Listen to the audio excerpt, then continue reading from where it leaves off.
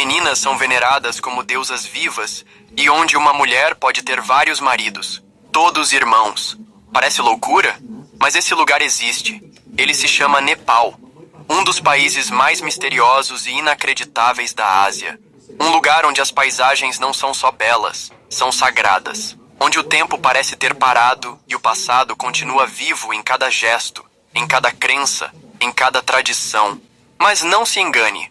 Por trás das belezas naturais de tirar o fôlego, existem tradições que desafiam qualquer lógica ocidental. Algumas são encantadoras, outras profundamente perturbadoras. No vídeo de hoje, vamos revelar os fatos mais surpreendentes sobre esse país fascinante, que vai muito além das montanhas e da imagem de Buda. Prepare-se, porque o que você está prestes a descobrir vai mudar sua forma de ver o mundo. Mas antes, deixa o like e se inscreve no canal.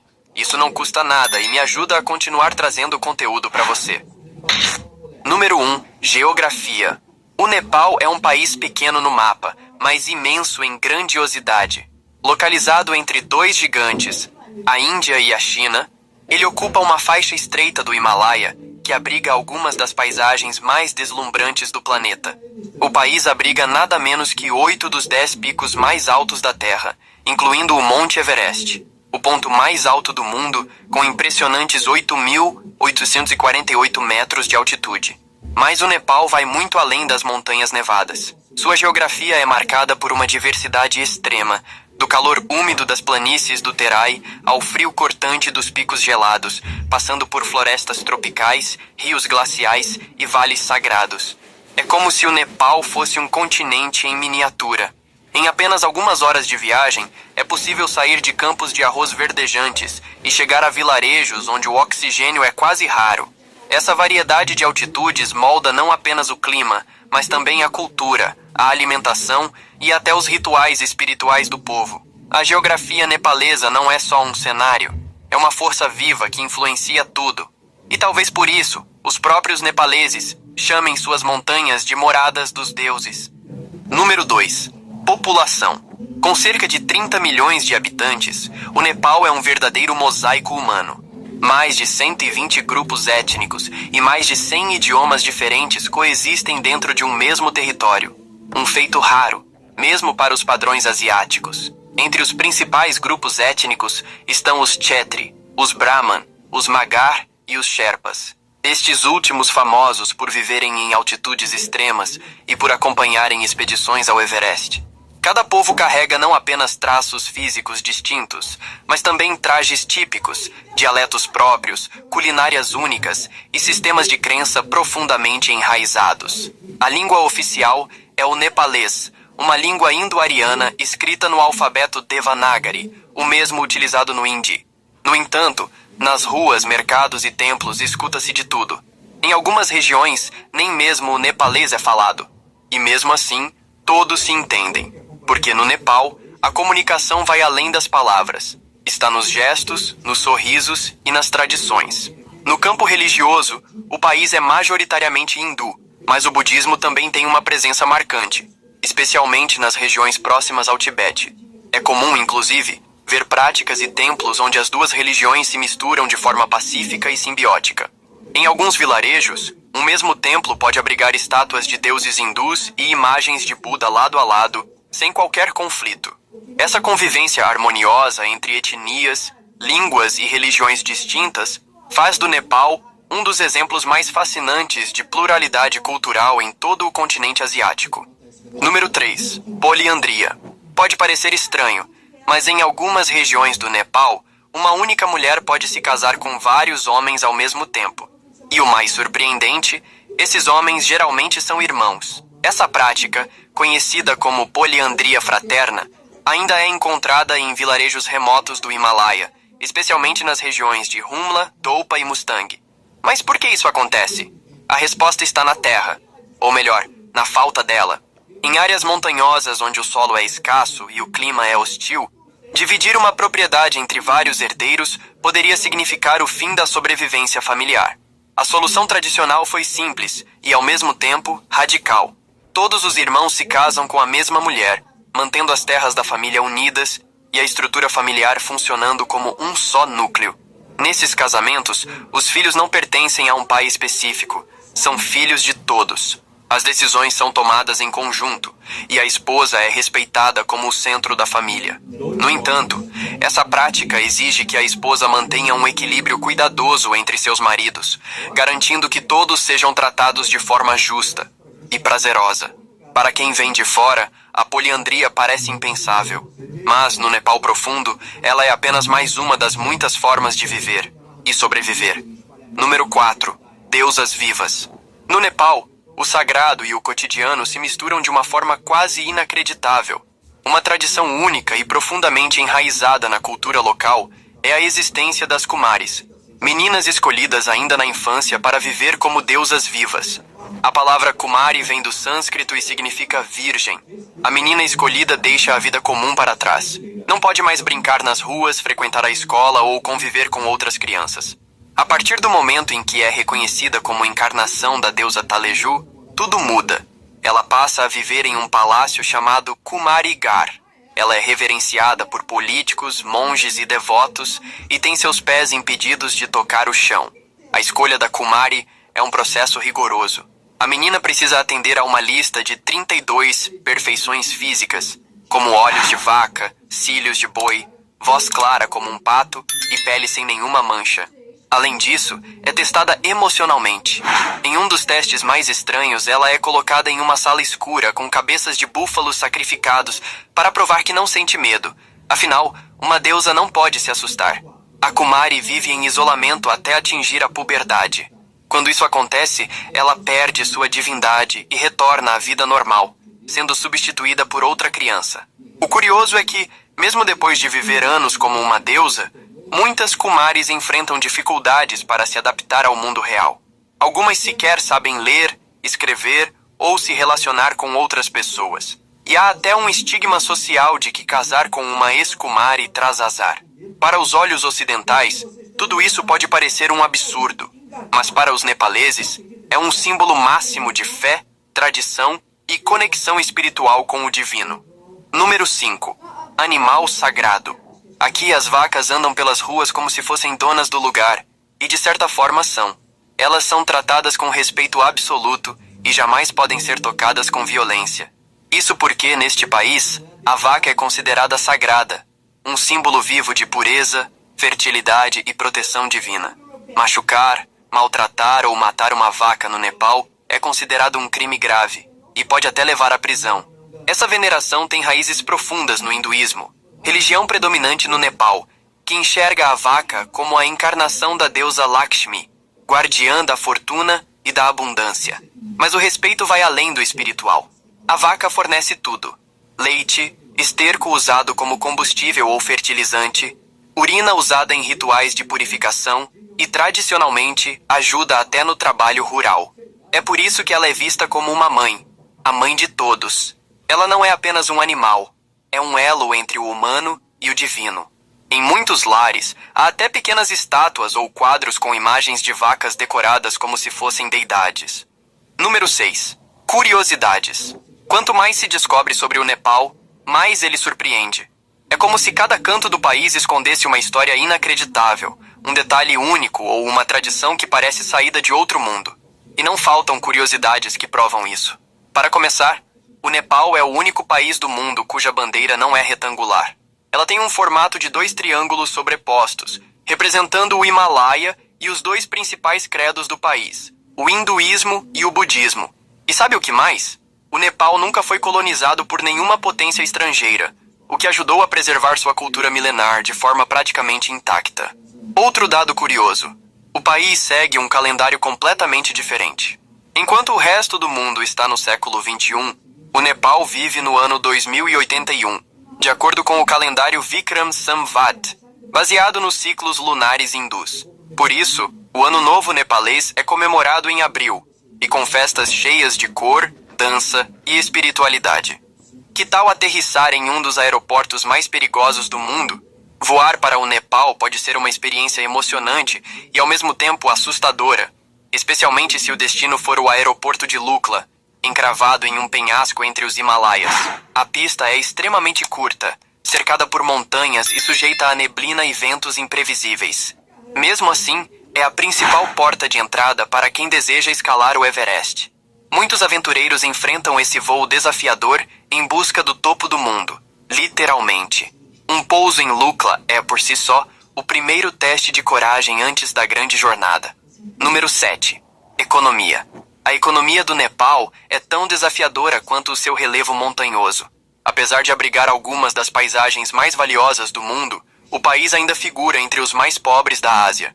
Grande parte da população depende da agricultura de subsistência, cultivando arroz, milho e trigo em terraços escavados nas encostas das montanhas, muitas vezes com ferramentas simples e sem acesso à tecnologia. Cerca de 80% da população vive em áreas rurais, onde o dinheiro circula pouco e o escambo ainda é uma prática comum. O acesso à infraestrutura é limitado, estradas precárias, energia instável, falta de saneamento básico e uma burocracia que trava o progresso. Ainda assim, o povo segue com resiliência, mantendo um modo de vida que combina trabalho duro, espiritualidade e tradição. Um dos pilares da economia nepalesa é o turismo. Milhares de estrangeiros visitam o país todos os anos para escalar montanhas, percorrer trilhas, visitar templos e vivenciar o misticismo dos Himalaias. Cidades como Pokhara e Katmandu vivem em função dos mochileiros, alpinistas e curiosos que buscam algo além do turismo comum. Porém, o turismo ainda é muito concentrado e vulnerável a crises, como terremotos e pandemias, que podem paralisar o setor da noite para o dia. Com isso, milhões de cidadãos deixam o país todos os anos para buscar emprego em países como Catar, Malásia e Emirados Árabes, especialmente na construção civil. O dinheiro que eles enviam para suas famílias representa mais de 20% do PIB nacional, tornando o Nepal extremamente dependente da migração laboral. Número 8. Paisagens. O Nepal é um espetáculo visual do começo ao fim. Um daqueles lugares onde a natureza parece ter colocado todo o seu capricho, como se quisesse criar um santuário escondido do resto do mundo. E de fato, o país abriga algumas das paisagens mais impressionantes do planeta, que vão muito além do Everest. O Parque Nacional de Chitwan, por exemplo, Patrimônio Mundial da Unesco, é um destino imperdível para os amantes da natureza e da vida selvagem. O parque abriga rinocerontes de um chifre, tigres de Bengala, elefantes e uma variedade de aves. Ao norte, as montanhas do Himalaia dominam o horizonte com sua grandiosidade gelada. Os picos nevados, visíveis mesmo a centenas de quilômetros de distância, parecem tocar o céu. Mas não é só a altura que impressiona. É o silêncio, a imponência, a sensação de estar diante de algo sagrado. Trilhas cortam florestas de rododendros, atravessam pontes suspensas e revelam vilarejos onde o tempo não passa. Outro ponto turístico é Pokhara, conhecida como a porta de entrada para os Himalaias, um dos destinos turísticos mais populares do Nepal. Com o deslumbrante lago Phiwa refletindo as montanhas Annapurna ao fundo, Pokhara oferece uma experiência serena e pitoresca. É também um ponto de partida para trekkings famosos, como o Circuito de Annapurna. Já o Vale de Katmandu abriga 7 patrimônios mundiais da Unesco, incluindo a Praça Durbar de Katmandu, Swayambhunath, o Templo dos Macacos, e Bodhanath, uma das maiores estupas budistas do mundo. Esses locais são conhecidos por suas arquiteturas intricadas e importância religiosa, com templos e palácios que remontam a séculos. Número 9. Festivais. Com um calendário próprio e uma rica mistura de crenças, o país celebra mais de 50 festivais por ano. E o mais curioso? Muitos deles são tão antigos quanto os templos que os abrigam, mantendo vivos os mitos, rituais e símbolos de gerações passadas. Um dos mais conhecidos é o Gai Jatra, ou Festival da Vaca. Realizado em honra aos mortos, especialmente os que faleceram no último ano, o evento mistura luto com sátira e humor. Famílias saem em procissão pelas ruas com vacas, ou com crianças fantasiadas como vacas, acreditando que elas ajudam os espíritos dos falecidos a alcançar o além. Mas o clima não é de tristeza.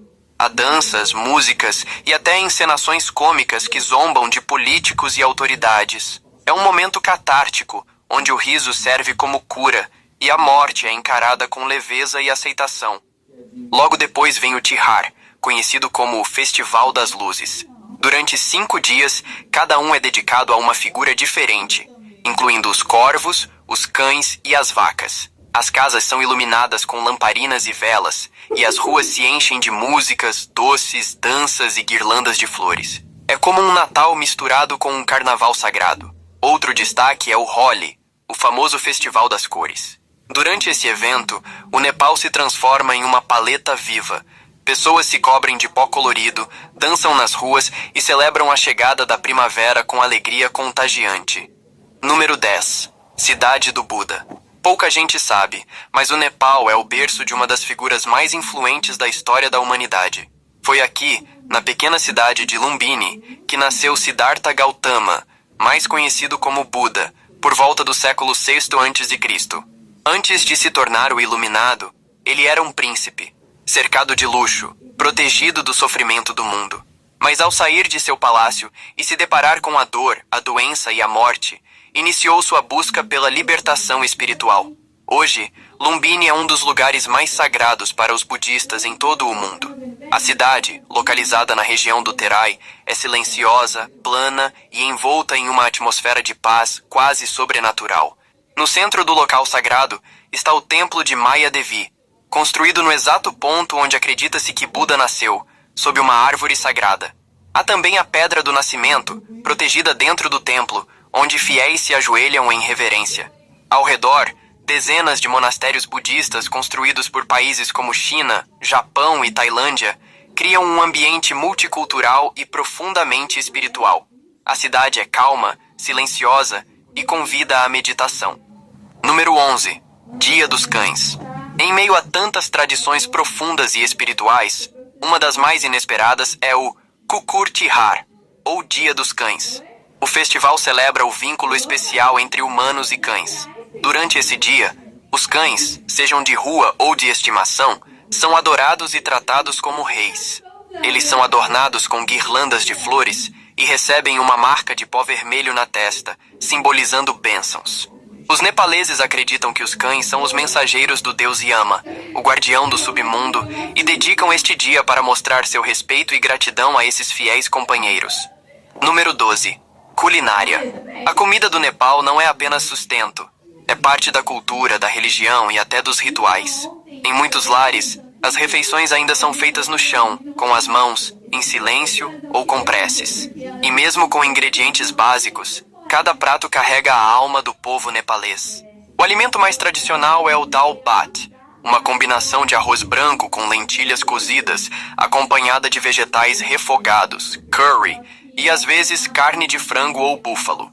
Outro prato emblemático é o momo, uma espécie de bolinho recheado que lembra o dumpling chinês. Pode ser cozido no vapor ou frito, e os recheios vão de carne moída a legumes picantes. É tão popular que você encontra em barraquinhas de rua, restaurantes, vilarejos e até em templos durante festivais. Outro destaque é o tukpa, uma sopa quente de macarrão com legumes e carne, muito consumida nas regiões frias e montanhosas. Já para acompanhar, o chai, chá com leite e especiarias, é quase um ritual diário, servido em pequenas xícaras de barro.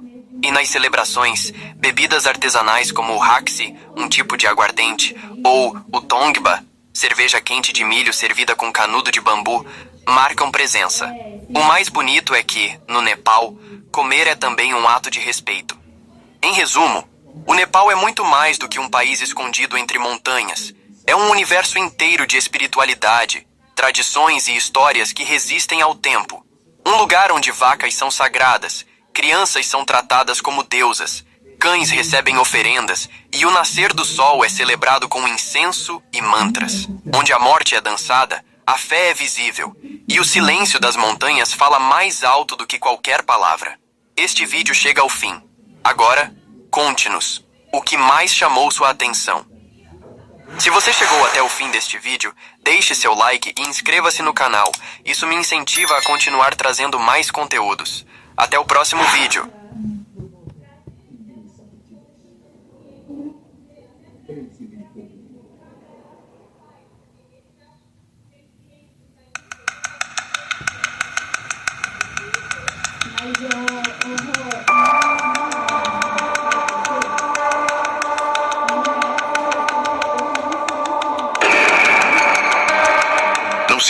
pela aparência colorida. Essa criatura injeta um veneno tão potente que pode causar falência múltipla de órgãos em questão de minutos. Seu ferrão perfura roupas como se fosse papel, e suas investidas já mataram dezenas de pessoas com uma alergia tão violenta que impede até de respirar. Com ela, uma simples picada pode se tornar uma sentença de morte.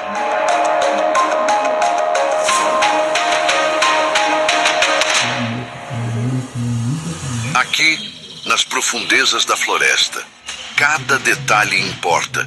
Cada detalhe pode esconder uma ameaça real. Hoje, você vai descobrir os insetos mais perigosos do planeta e se aventurar por lugares onde apenas os mais adaptados sobrevivem.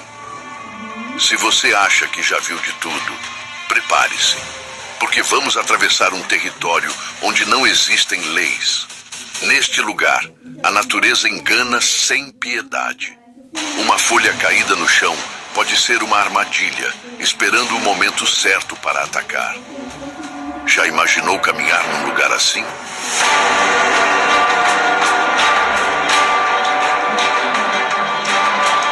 O ar aqui é pesado, úmido, um abafado que gruda na pele. O cheiro é de madeira podre. Os sons, imprevisíveis. Estalos de galhos. Algo se move, mas você não vê o que é. Em um lugar desses, não existe segurança.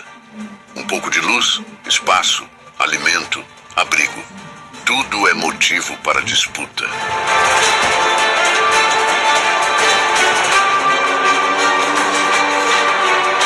É nesse caos que surgem criaturas que não seguem nenhuma regra. Centopeias que cravam o veneno sem aviso. Louva a Deus que arrancam cabeças num golpe seco. E teias escondidas que selam o destino de quem ousa tocar. Mas nada se compara ao que vem agora.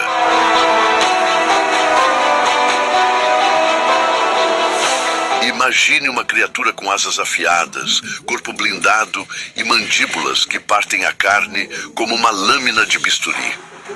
Estamos falando da vespa gigante asiática, um dos insetos mais letais do planeta. Conhecida por muitos como vespa assassina, mas este nome é modesto perto do que ela realmente representa.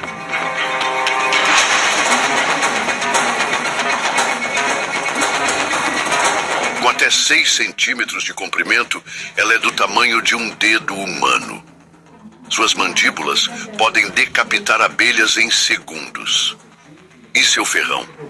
É como uma agulha de injeção, injetando um veneno neurotóxico capaz de dissolver qualquer tecido. Em um único ataque, um grupo de 30 vespas pode massacrar uma colmeia inteira de 30.000 abelhas em questão de horas. Cabeças arrancadas, corpos amontoados, o chão vira um campo de guerra. E quando terminam, carregam os corpos das larvas como alimento para suas crias. É brutal, é estratégico, é impiedoso.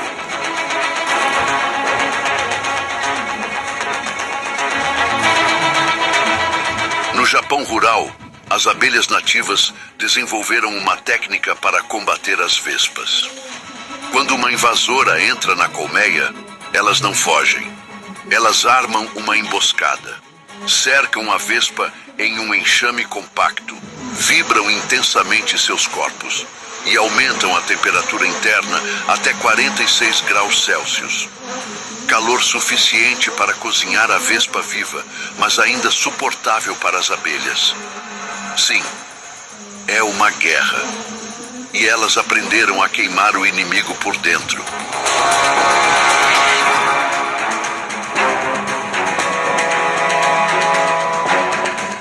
Nos últimos anos, a vespa gigante foi avistada também fora da Ásia. Nos Estados Unidos e no Canadá, espécimes isolados, mas o suficiente para acender o alerta. Porque se elas se estabelecerem, podem dizimar populações inteiras de abelhas locais. E as abelhas, como você sabe, são pilares fundamentais da polinização global. Sem elas, a natureza entra em colapso.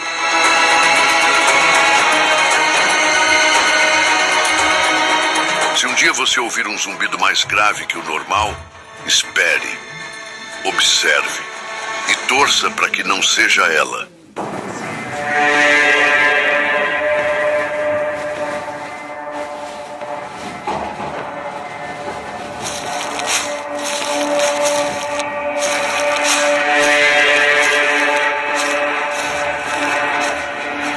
Uma folha treme na floresta. Não é o vento. É uma lagarta de fogo. Venenosas por natureza, são ameaças silenciosas.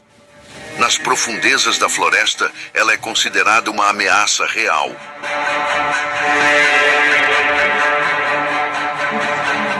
Imagine andar por uma trilha e, sem perceber, encostar num tronco coberto de lagartas de fogo. Elas parecem inofensivas até você tocar. Este é o grande perigo. Você não vê. E quando sente, já é tarde. Seus espinhos são agulhas minúsculas que penetram na pele ao tocar. Injetam um veneno tão agressivo que pode ser mortal.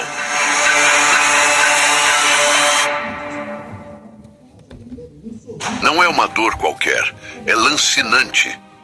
O veneno ataca por dentro. Primeiro vem as manchas roxas, depois o sangue onde não deveria haver.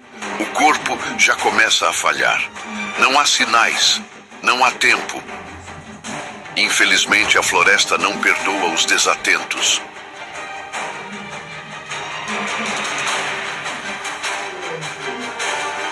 O mais perturbador é que muitas vítimas só percebem o que aconteceu quando o corpo já está entrando em colapso e o tempo passa. Os sintomas se intensificam. A floresta cobra seu preço em silêncio.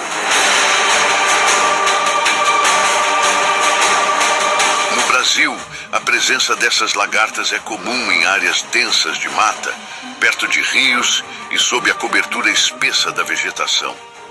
Durante a temporada de chuvas, o perigo aumenta. É nessa época que elas aparecem em maior número, reunidas sob folhas úmidas, formando armadilhas vivas que passam despercebidas.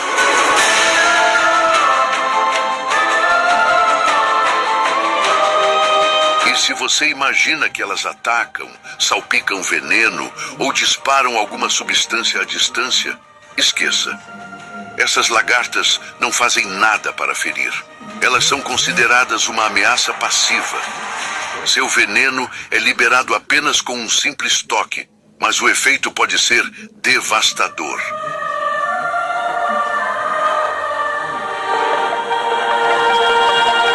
Sem cheiro, sem qualquer aviso, ela se disfarça como parte da paisagem, e é justamente esse disfarce que leva tantas pessoas ao erro.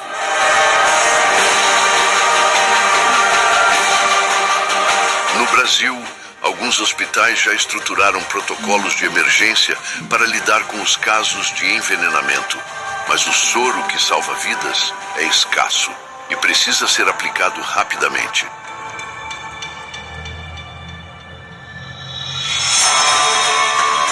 Quem sobrevive a esse contato raramente volta igual. Passam a usar luvas, roupas compridas e têm atenção extrema. Nunca mais pisam numa trilha do mesmo jeito. Se alguém te perguntar qual lagarta representa o maior risco para os humanos, a resposta é clara: a Lonomia oblíqua. Esta é considerada a lagarta mais venenosa do planeta. Em 2014, o Guinness World Records oficializou o título de lagarta mais venenosa do mundo e atribuiu-o ao gênero Lonomia, com destaque para Lonomia oblíqua.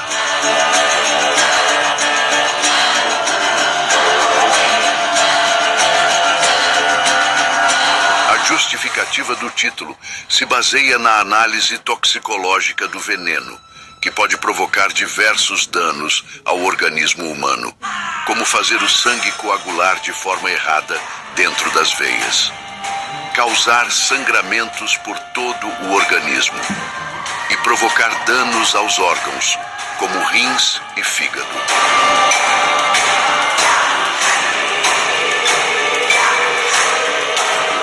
Casos fatais não são raridade. Já aconteceram em várias regiões da América do Sul, inclusive no Brasil. Em dezembro de 2004, em Goiás, um jovem encostou acidentalmente em uma lagarta lonômia durante uma trilha. A dor foi imediata. No posto, receitaram apenas analgésicos e antialérgico. O veneno continuou agindo rápido. Apareceram sangramento na gengiva, manchas roxas, náuseas. O caso estava ficando muito grave. Em São Paulo, a médica Fan Huiwen, do Instituto Butantan, foi acionada. Ela escreveu à mão uma autorização especial, correu até o aeroporto e entregou o soro ao piloto, que levou as ampolas na cabine. O antídoto chegou pouco depois da meia-noite. Em poucas horas, os sintomas começaram a regredir. 2 dias depois, ele teve alta. Esse foi o primeiro caso grave de lonômia registrado em Goiás. Depois disso, o Instituto Butantan passou a enviar cerca de 5.000 doses de soro por ano para hospitais de todo o país.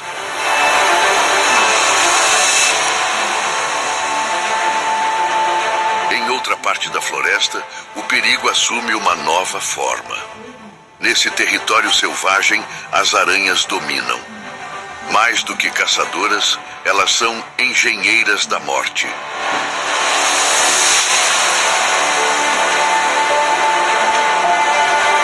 Elas constroem suas teias com um tipo de seda. Essa seda é composta principalmente por proteínas. A teia da aranha é tão resistente que, segundo os cientistas, pode suportar até 5 vezes mais tensão que o aço, quando comparamos o peso dos materiais.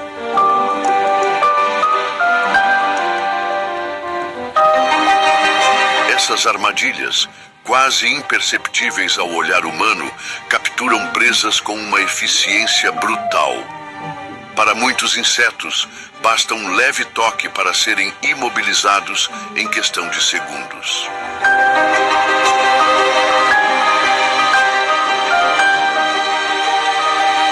As presas não escapam porque os fios são mais do que grudentos. Eles abraçam, envolvem, resistem.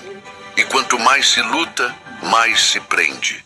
As teias grudam em tudo. Asas, patas, pelos, envolvem cada parte do corpo até não sobrar movimento. Não importa o tamanho da vítima.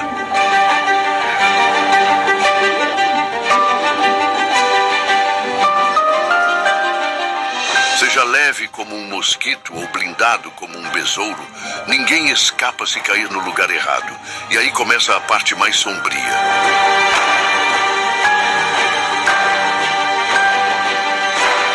A aranha não corre, ela observa. Ela não ataca na hora, prefere esperar minutos, horas, até dias. Depois se aproxima devagar, evitando qualquer risco desnecessário. Porque na natureza, vencer também é saber quando agir e quando apenas observar a presa se entregar pelo cansaço.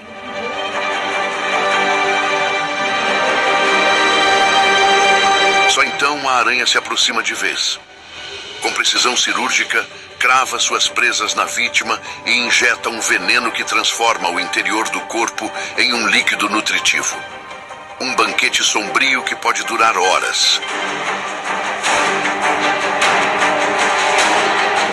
Sabe o que é mais cruel? A maioria das presas não morre de imediato. Ficam ali, paralisadas, conscientes, sentindo cada toque da predadora, como se estivessem sendo costuradas vivas em um casulo de seda. Até que o corpo cede e a natureza conclui sua obra. Mas e se essa mesma criatura letal escapasse da floresta? E se, em vez de entre folhas e galhos, ela aparecesse no meio da cidade, no lugar mais banal, na hora mais inesperada? Porque às vezes, entre frutas e caixas, está escondido o tipo de perigo que ninguém espera encontrar. E foi exatamente isso que aconteceu.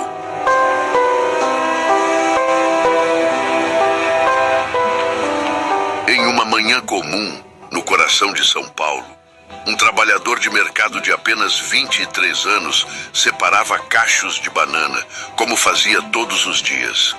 Mas naquele dia, algo estava prestes a transformar sua rotina em um verdadeiro pesadelo. Enquanto separava cachos de banana, sentiu uma dor aguda na mão.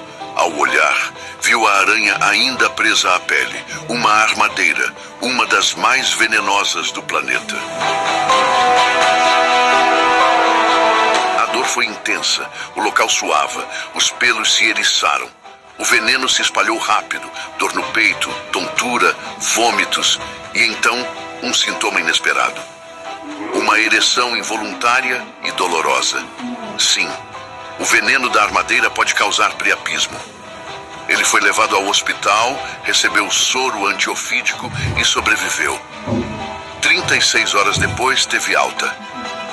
O caso virou referência em estudos toxicológicos e até na pesquisa de medicamentos para disfunção erétil.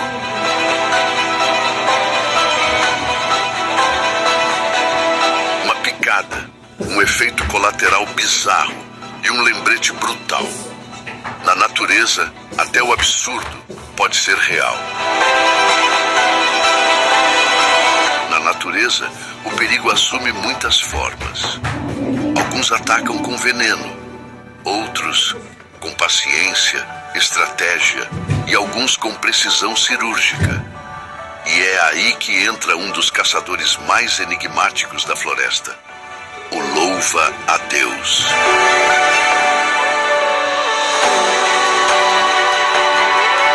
Corpo alongado, olhos atentos, patas afiadas como lâminas. O louva-a-Deus é um mestre da emboscada. Pode parecer frágil, mas está entre os predadores mais eficientes do mundo dos insetos.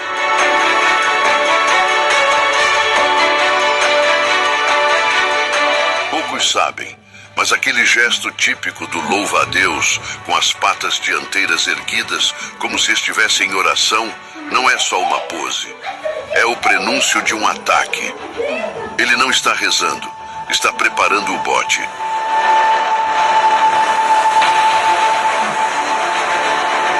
Mas o que o torna esse inseto tão especial? A resposta começa pelos olhos. Cada um abriga milhares de lentes microscópicas, capazes de detectar qualquer movimento, mesmo sob pouca luz. O louva-a-Deus, um dos raríssimos insetos que conseguem girar a cabeça quase 180 graus. Uma habilidade única, feita para caçar com precisão. E não para por aí. As patas dianteiras têm espinhos afiados, ganchos naturais que agarram e travam as presas como se fossem presilhas.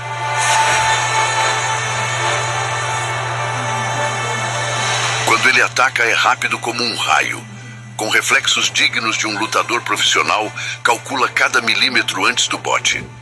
Às vezes, ele balança o corpo suavemente, só para enganar, e no momento certo, avança com uma precisão impressionante.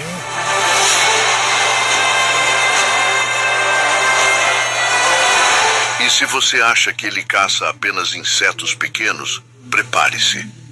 Algumas espécies já foram vistas devorando criaturas bem maiores, pequenos répteis e até pássaros. Sim, você ouviu certo.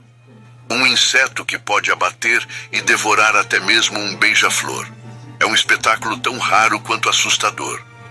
E há um detalhe ainda mais estranho.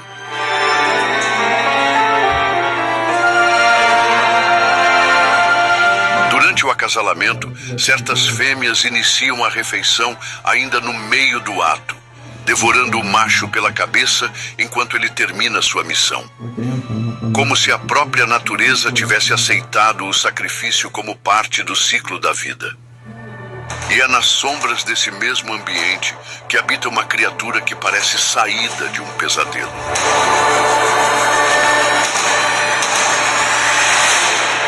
Uma pedra é mexida. O silêncio da paisagem é rompido por um grito. Algo escapa rápido demais. São pernas, muitas pernas, e um corpo que foge pelo solo como se soubesse que não é bem-vindo. Mostre uma centopeia a alguém mais velho e quase sempre virá uma história carregada de nojo, susto ou pura aversão. Para quem cresceu no interior ou teve uma infância raiz, ela é uma figura recorrente. Aparecia do nada, arrancava gritos, chineladas às cegas e aquele arrepio que ninguém esquece.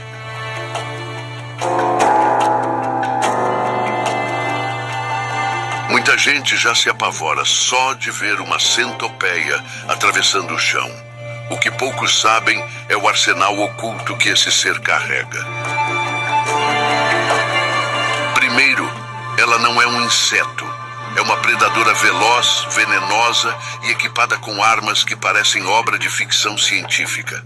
Seu corpo segmentado permite movimentos que desafiam a lógica.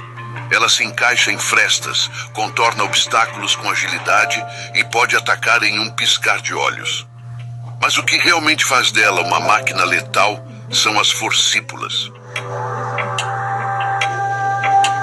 As forcípulas são garras localizadas logo atrás da cabeça, conectadas diretamente a glândulas de veneno. Quando ela encontra uma presa, o ataque é imediato. Suas garras especiais, afiadas e curvas, funcionam como agulhas hipodérmicas. Penetram com precisão e liberam um poderoso veneno que começa a destruir o interior do corpo em questão de minutos. Esse coquetel tóxico que elas injetam é tão eficaz que pode paralisar e matar animais bem maiores do que se espera. Lagartos, sapos e até pequenos roedores. E como se isso não bastasse, algumas centopeias têm outra carta na manga: a capacidade de regeneração. Pernas perdidas em confrontos podem crescer novamente, como se o tempo lhes oferecesse uma nova chance de ataque. Mas o arsenal dessa criatura vai muito mais além. As centopeias usam feromônios para marcar trilhas, atrair parceiros ou despistar inimigos. Elas enganam deixando falsos rastros, enquanto se enterram na terra fofa ou desaparecem sob pedras. No fim, o que temos é quase uma lenda viva. Um ser veloz, venenoso e com a habilidade de sumir quando o perigo se aproxima. Tudo isso dentro de um corpo construído para resistir, dominar e sobreviver. Um corpo moldado para reinar nas sombras da floresta.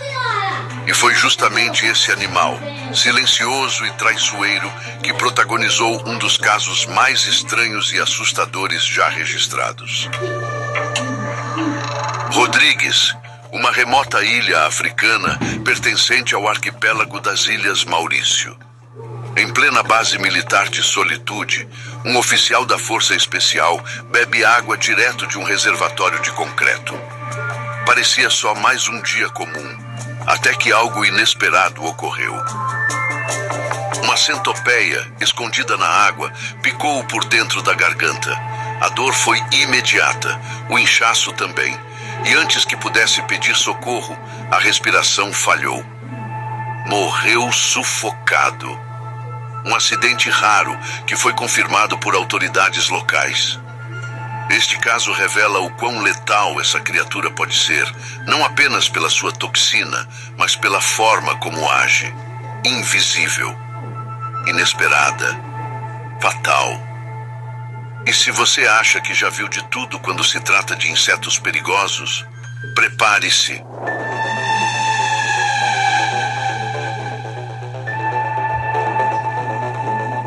Escondida nas florestas da Austrália, vive uma criatura que parece saída de um pesadelo.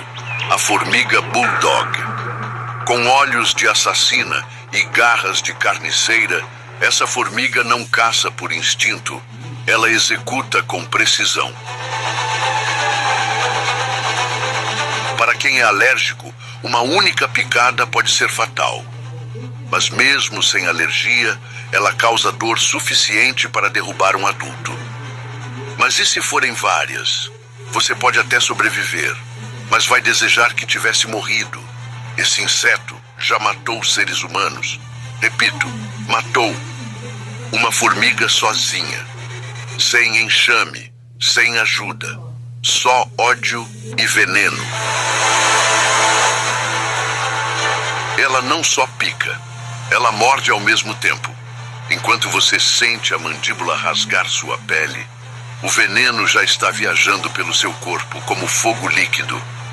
E quando você cai, ela continua, porque diferente da maioria, a Bulldog não foge. Ela finaliza. Enquanto a Bulldog ataca com precisão cirúrgica, outras formigas criam o impossível de um jeito ainda mais insano. As formigas legionárias são conhecidas por criar pontes vivas feitas de seus próprios corpos. Essas estruturas temporárias permitem que um exército de formigas atravessem obstáculos, como buracos, raízes e riachos.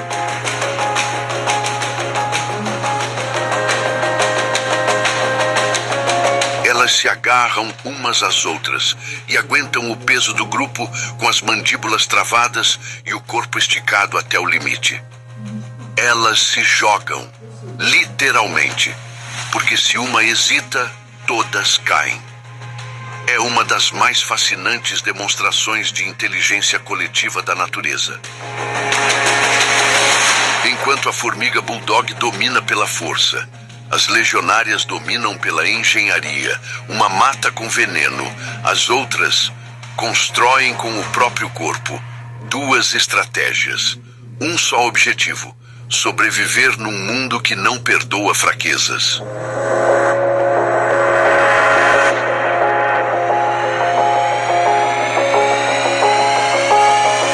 Mas a relação entre humanos e insetos vai muito além do medo ou da admiração. Muito antes das bússolas e mapas, povos antigos já aprendiam a decifrar a natureza com os sentidos atentos ao chão, ao ar ou ao som. Observar insetos nunca foi só curiosidade, era questão de sobrevivência. Em diferentes culturas, pequenos sinais revelavam grandes verdades. Formigas saindo em massa anunciavam a chegada da chuva. Cupins alados marcavam o início de uma nova estação. Gafanhotos podiam significar fartura ou destruição iminente. O comportamento dos insetos sempre antecipou o mundo. Em partes da Amazônia, é o silêncio das cigarras que anuncia a chegada da tempestade. Nas margens do Nilo, o coachar dos sapos anuncia a chegada da cheia. Quando o rio transborda, a terra se torna fértil e a vida recomeça. Essas pequenas criaturas de Deus sempre foram capazes de perceber as mudanças antes que elas chegassem. Eles saem, somem, se escondem ou se expõem, como se seguissem um instinto ancestral que nós deixamos para trás. Os insetos enfrentam todos os dias aquilo que nós ainda tentamos compreender: o caos da floresta, o tempo que nunca para e a força necessária para sobreviver. Ao observá-los, aprendemos que não se vence pelo tamanho, muito menos pela pressa, mas pela persistência, pelo instinto.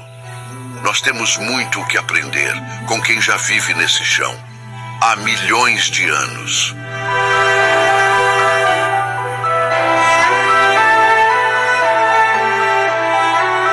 Se este documentário tocou você de alguma forma, se despertou emoção, reflexão ou um novo olhar sobre o mundo dos insetos, considere deixar o like. É um gesto simples, mas de grande importância para o canal. Obrigado e boa viagem.